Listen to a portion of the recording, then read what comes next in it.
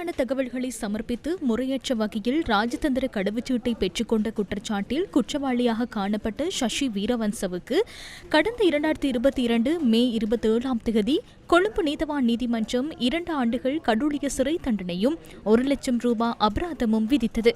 இந்த தீர்ப்புக்கு எதிராக அவர் மேல் நீதிமன்றத்தில் மேல்முறையீட்டு மனுவை தாக்கல் செய்திருந்தார். மேற்கோள் ஆரம்பம். பிரதிவாதி 1967ஆம் ஆண்டு பிப்ரவரி மாதம் 1ஆம் தேதி பிறந்ததாக குறிப்பிட்டு 67532020 வி என்ற இலக்கத்தின் கீழ் தேசிய அடையாள அட்டையை பெற்றுள்ளார். அதன் பின்னர் 1971ஆம் ஆண்டு பிப்ரவரி மாதம் 3ஆம் தேதி பிறந்ததாக குறிப்பிட்டு கடவுச்சீட்டு ஒன்றையும் பெற்றுள்ளார். குடிவரவு மற்றும் குடியகழ்வு திணைக்களத்திற்கு போலியான தகவல்களை சமர்ப்பித்து பெறப்பட்ட கடவுச்சீட்டு முறையற்ற வகையில் பெறப்பட்ட கடவுச்சீட்டு என கருதப்படுகிறது.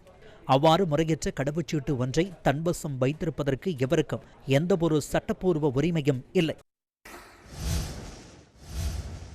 இதேவழி தனக்கு எதிரான அரசியல் பகையினால் முன்னாள் அமைச்சர் பாட்டலி சம்பிக்க ரணவக்க தனக்கு எதிராக முறைப்பாடு செய்துள்ளதாக உதய கம்மன்பில இன்று கொழும்பு மேல்நீதிமன்றத்தில் தெரிவித்தார். போலி அதிகார பத்திரம் ஒன்றை தயாரித்து ஆஸ்திரேலியாவை சேர்ந்த தொழிலதிபரான பிரையன் ஷெடிக் என்பவருக்கு சொந்தமான 20 மில்லியன் ரூபாய் பெறுமதியான நிறுவன பங்குகளை மோசடியாக பயன்படுத்தியமை தொடர்பில் முன்னாள் அமைச்சர் உதய கம்மன்பிலவுக்கு எதிராக தொடரப்பட்டுள்ள வழக்கின் சாட்சியத்தை வழங்கும் போதே அவர் இதனை குறிப்பிட்டார். கொழும்பு மேல் நீதிமன்ற நீதிபதி நதி அபர்ணா சுவதுருகுடு முன்னிலையில் இந்த வழக்கு இன்று விசாரணைக்கு எடுத்துக் கொள்ளப்பட்டது.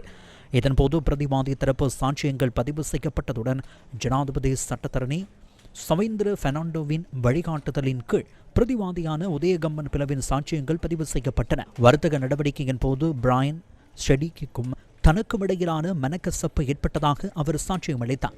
அதை அரசியல் காரணங்களால் தன் மீது கோபத்திலிருந்து முன்னாள் அமைச்சர் பாட்டலி சம்பிக்க ரணவக்க அறிந்து தனக்கு எதிராக இவ்வாறான தவறான முறைப்பாட்டை செய்துள்ளதாக அவர் தனது தெளிவுபடுத்தி வினவப்பட்ட கேள்விகளுக்கு கம்மன் பில நீண்ட விளக்கத்துடன் பதிலளித்தமையினால் நீதிமன்றத்திற்கு முன் துல்லியமான தெளிவான மற்றும் உண்மையான சாட்சியங்களை வழங்குமாறு நீதிபதி அவரை அறிவுறுத்தினார். பிரதிவாதி தரப்பு சாட்சியங்கள் பதிவு நிறைவு செய்யப்பட்டதை அடுத்து மேல்நீதிமன்றம் பிரதிவாதியிடம் குறுக்கு விசாரணை செய்வதற்காக வழக்கு எதிர்வரும் ஜூலை மாதம் 1ஆம் தேதி வரையில் ஒத்திவைக்கப்பட்டது.